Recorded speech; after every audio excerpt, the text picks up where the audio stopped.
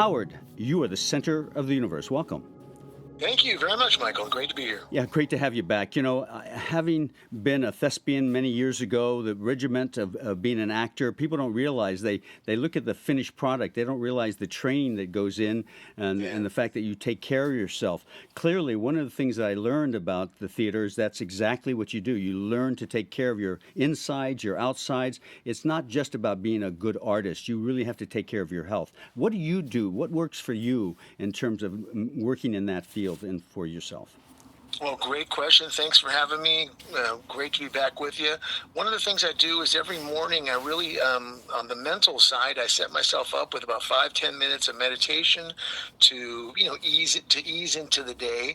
And spiritually, I give thanks as much as possible throughout the day. On the physical level, I really do attempt almost on a daily basis to eat well, and if I have to control that, I make my own food and take that out into the world with me. And I'm not caught out in the choices of the world, sugar-based foods and stuff. I eat to live. I don't live to eat. And I really actually will go and study a food or a food class if I hear that it really builds collagen or it builds, it's great for the immune system. Right now in the middle of COVID, I've taken to making ginger, cayenne, lemon in a tea form, and it really builds up the immune system. And then I also, work on the mental level and the, spiritual, etheric level, a la Joe Dispenza, and I send off signals to my own immune system: get strong, get strong, get strong. And I pretend as if it's happening and working, and I feel it energizes me, and I feel better. I've been able to stay busy and stay healthy, and that's not an easy thing in the demands of the world today. Now, being a professional actor, I mean, this is your full time, this is your career, this is the life you've chosen to live. Is that correct? That is correct. And you've been 3-day shoot over the weekend, and I'm working on Saturday and Sunday when most people are or have their feet up on the couch. Yeah, and I noticed on your bio on your website that you've been in 36 films. Correct. And so that is, to me, that's quite a body of work. I mean, excuse me for saying, but I'm really impressed with the amount of films that you've done. And yet I can't say that, you came up on the radar until I met you in person. Then I looked into your career and I thought, wow, this guy's in a lot of films I've already seen, but I didn't recognize you. Yeah, that happens a lot. There's many, many actors that until they have that literally 5-10 minutes that burns their image into the consciousness of humanity, they can actually be working actors, make a living, and you may never have seen them, but they've worked steadily. I have quite a few friends on Broadway and here that it is what it is. It takes that 10-minute thing, and I'm surrendered to whatever happens. So I'm as long as the cash is coming in, I'm comfortable either. I'm comfortable either way. I don't care if you don't know me. Yeah. I barely know myself. Yeah, it's so funny because one of the students that I went to school with, one of my colleagues, she went on Sally West to Broadway and actually was in a lot of Broadway programs, film, and also in singing. She had a great singing voice. And then years later, we lost touch, and all of a sudden she came to me for an astrology reading, and within about a half hour, we realized we had gone to college together, but we didn't originally recognize each other. And it was the weirdest moment that she is now like an intuitive and reads tarot and psychic, and she's retired from Broadway, and now she does healings for people and stuff like that. So it was really strange to see that circle come around to an old college mate of mine. Absolutely. Life is so amazing. Now, you do spend time working out. What do you do? Yoga, walking, running? I'll do a workout, a grounding workout from a Dr. Carl Wolf. If you ever put his name into the internet, you'll see that he taught grounding exercises that include rollerblading, which I was doing last night at the end of our wrap on the show I was on. The other people were skaters, so we all got out our skates and we skated after the show closed. And a slack line for balance. And then I'll also do a lot of stretching, and I'll do a lot of Native American exercises that take you down into the earth so that you ground. And it's not about going up and it's about grounding down. And the byproduct is that you lose weight and you stay flexible. And I don't believe in aging. I really believe that we can transcend the entire aging process. And so, more liquids, is that would say, generally speaking, we can really do ourselves a better service as a human being by having more liquids and less food? Yeah, more liquids, less food. The food, eating to live, not living to eat. Right. Eating, protein-based food, and eating food that is energizing, and food that actually specifically can address a weakness in an organ or an area in our body. Included with, I add. I add oxygen droplets to my water to give my water an extra boost. I Right. drink a gallon and a half of water every 2 days. I just got some wheatgrass from the co-op in Santa Monica, and I bought a little immunity shot that's going to have some ginger and some lemon and some cayenne, and I will take that now. And what I'm doing, Michael, by doing this is I'm knocking out whatever's coming a day from now, Right. 2 days from now. So I'm getting the engine strong all the time. I have to speak to the elephant in the room. So, if you're doing film crew shots and so on, in this pandemic, what's going on? People wearing masks? What's the whole? People have to have shots. What's the whole protocol down there in Hollywood now? To be on a big SAG shoot, you need to have at least one. You need to be fully vaccinated, which can be one shot if you're Johnson and Johnson. You need to be fully vaccinated. People are wearing masks on the set, and some are not. It's sort of a little catch as catch can. Those that are really concerned are keeping socially distanced from other people. I have been on General Hospital and on the Netflix show. I was tested every day for COVID, and on Netflix for about a month and a half. And I was also tested on General Hospital. And some sets are very rigid: mask up, mask down, mask up, mask down. And again, but I don't look to the outer world. I know my mechanism, I know my body, and I trust my God. And from that, I'll go and listen and it says, get some wheatgrass today, Howard. Get over there and get some, some lemon ginger drink. Let's take it to the next level. Let's even do some, deep breathing and some yoga and stretch. I did some contact on the set on this weekend. And I was happy that my body really responded well to contact with another actor in a scene safely, and the body was strong enough to do it.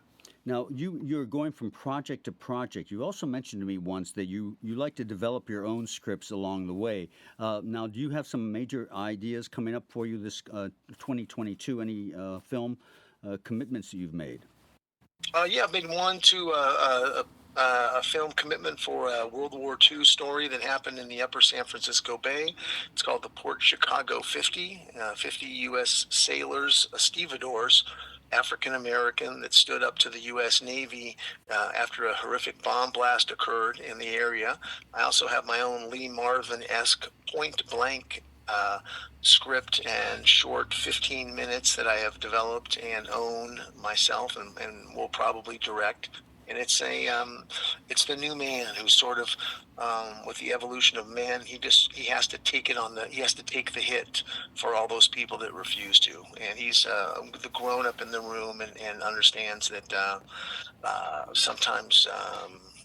Whatever the sexes are going through, it's just a karmic process, and he's going to take the hit for other people. And he's a mythic superhero.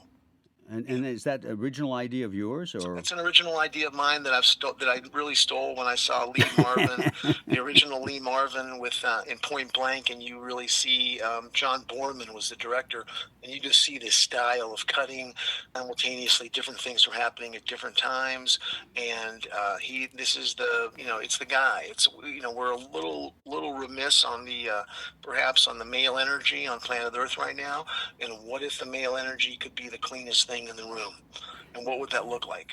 You just hit on something I hadn't thought about, but you're right. When it comes to films, it's not just about it's the acting, the directing, all that, but it's the style, and the style is committed through the music, the cuts, the way they're cut, the way you use the music. All of that creates a certain style, so you recognize that's a Hitchcock film or that's a Robert Altman film or whatever, because you can tell by the style.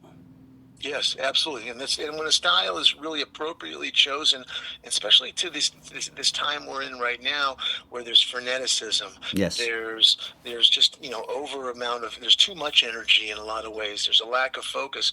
You can use style to deliver a whole other message in addition to the script itself, and when it's done well, it's Bertolucci. It's a very high artistic accomplishment, and if you take the time to do it as well and don't rush, it's very possible to leave the world something that we haven't seen before, which is what we should be doing all the time. Howard, you just said something beautifully. I heard you say something. I could hear the invisible sound. What you said is that, in a sense, a great film touches you even when you don't know it.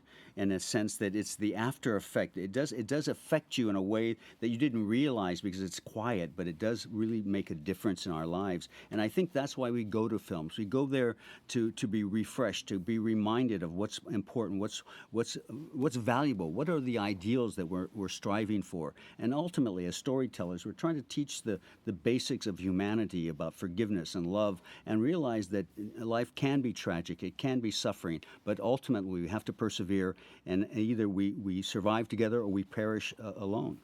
Exactly. We have to keep going forward. We have to be ready for the day.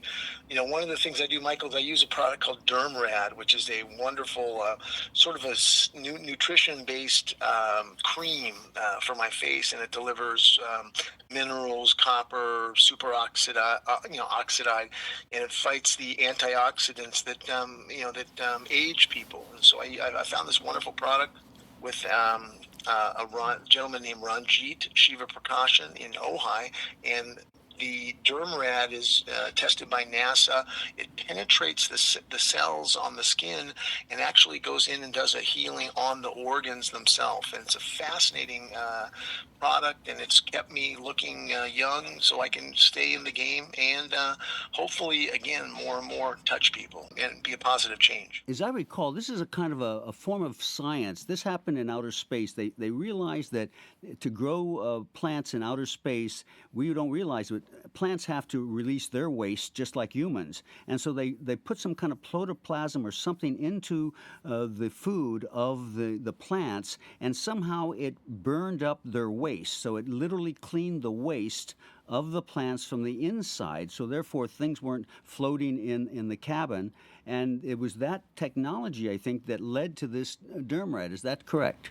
Yeah, that's correct, and it's very similar to the idea of what's that diet? The diet that eats fat, where you bacon and you give yourself a little avocado, healthy fat, and the body will do its own recalibration. The body recalibrates, and so whether it's food or it's a cream, that's going into the immune system, benefiting the skin, benefiting, eliminating wrinkles. It's like how, everyone's going to solve the problem of aging from the outside in. What if you attack the problem of aging from the inside out? Yeah, it seems like to me, I talked to a friend about artificial intelligence, and this seems to be more like biological intelligence, where this protoplasm actually goes in and cleans things out. It's like it takes care of the garbage and disintegrates it without any the simplest technology there is, which is liquid. Absolutely, and it encourages and promotes cellular healing without drugs. That's amazing. That the organs want to heal themselves. I noticed on your films, I mean, really, when you told me how old you were, you certainly don't look that at all by any means. I don't look 95. But what gets me though is you realize, I forgot about it because I don't really hang out in L.A. or Ojai, but all the actors, of course, they're taking care of themselves, of course, because their body, their instrument is their tool, it's their way of presenting themselves. So of course you're going to take care of yourself. That makes total sense. Exactly. I saw Mick Jagger on the balcony of his hotel in Miami. He's just finished a 3-4 month tour. I saw him in Los Angeles. He was off the chart. at 78, and he Yeah. was doing light therapy. He had light therapy glasses Yep. on the thing. So the only way to stay, to stay relevant and give thanks for all the grace that we've all received is to share this stuff and give it back to other people. And you can do that by staying alive and fresh and vibrant and not, becoming an old man. And Howard, you reminded me because years ago with Regina Campbell of Gaia Television, she and I went and spent a month traveling around Europe, and we went to the Goetheanum, and they have these rooms of colored lights, so that what they do is they have psychics who would read they have cancer, that's why they go there for their last resort, and they would read their aura. And they would see if there's a color missing in their aura, if they were missing green or blue. And whatever color they were missing, they would have them go into these special rooms, and then they would saturate the rooms with those colors to revitalize, to reignite the light in the aura, to heal the aura. Not only the body, were they taking care of the food, the breathing, the exercise, but they also looked at their aura and tried to help heal that as well, using light therapy. Absolutely, it's all those modalities are relevant, real, and can be extremely beneficial if you get with a good light therapist, and they can identify you're missing this particular chakra isn't really engaged. There's no better way. We're meant to be vibrant. This is a very exciting time. I think we're coming through this COVID thing onto the explosion of the human being as the Godhead.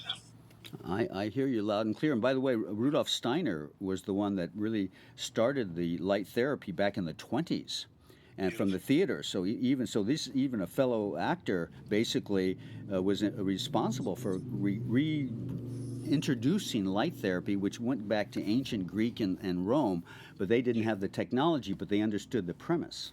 Yeah, and it goes back to that the artist originally in ancient Greece and in Rome, the artist was a transcendent Yes. being. Yes. The artist was a healer and not Yep. a narcissist. Right. And the artist's energy actually, as it vibrationally, if you watch Fred Astaire, you'll see so much light coming off of his aura. Yep. Because he was so connected. All the chakras were open. Right. It was elevation, and he's healing as he's dancing. And he's bringing a real joy and a real healing.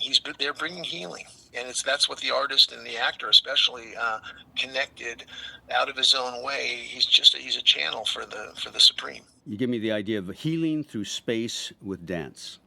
Exactly, and through word and artistry, and even when it's a tough movie, and it's Yes. we're learning the lesson of whatever that lesson was. But their artist as healer, an actor as healer, and when their instrument is clean, then you can reach 1 million people. Yeah, I love to have a one-on-one client when I was a life coach, and then Spirit was like, "Hey, let me put you on stage and touch all these people." Howard, please give your information out so people can contact you, go to your website. If they want to give you $1 million, how would they get in touch with you? I like small denomination. It's Howard Lockie, LOCKIE at yahoo.com. You can go see acting work at Howard M. Lockie, LOCKIE.com. You can go see the latest films I'm in and have upcoming on IMDb Pro and put in my name. And I am also open to, you can write in the sky and just say, "Hello, Howard. Have a great day." I'll find a way to communicate back with you. Well, the motorcycle and the Hells Angels concur. That was well said. Thanks a lot, Howard. It's always a pleasure. And say hi to our buddies down there, and we'll be in touch. Okay. Have a great day. Thanks All for right. having me. Bye-bye.